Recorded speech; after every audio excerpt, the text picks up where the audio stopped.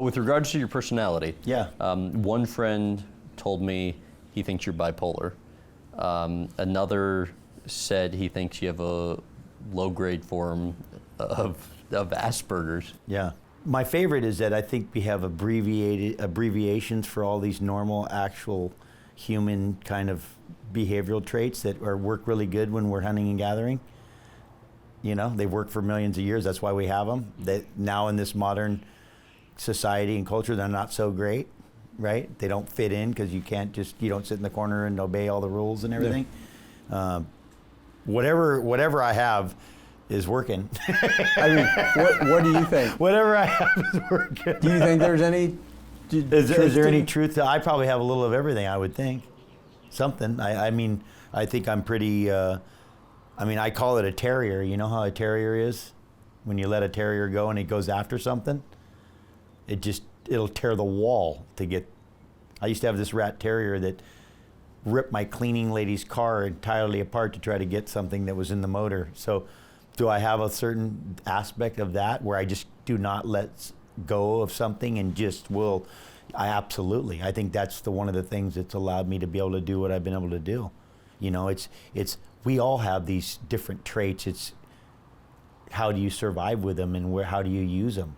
You know, I think there's a certain percentage of high-level CEOs that all have some Asperger's and some, have different traits that make them extremely good at what they do. And I mean, can you still have a family and have a relationship and have friends and, catch airplanes and live in society? I mean, I'm able to actually survive in the way our culture's set up, and yet still have some of these traits that benefit me, when I'm out in the giant ocean and so on.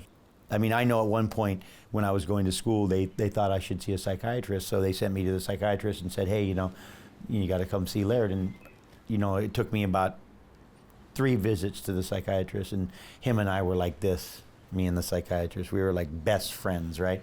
And so he went back to the school board and said, there's nothing wrong with Laird. He just gets bored. And they go, oh, well, that's not what we wanted to hear. And they wanted to get me on Ritalin or something. But the fact is, and my mom was like, there's no way in the world. But I think sometimes when you have that kind of energy and that kind of drive, I think that scares people. They want to go, oh yeah, something's wrong with you.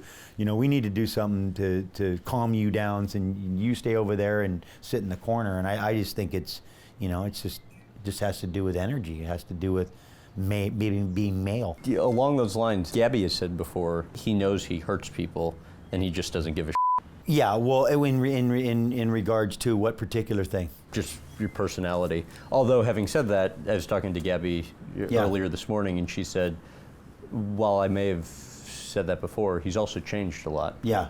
I think some of the fact when somebody goes, oh, he'll hurt somebody and he doesn't care, I think that's also connected to the fact that that's what's also allowed me to not care what people think.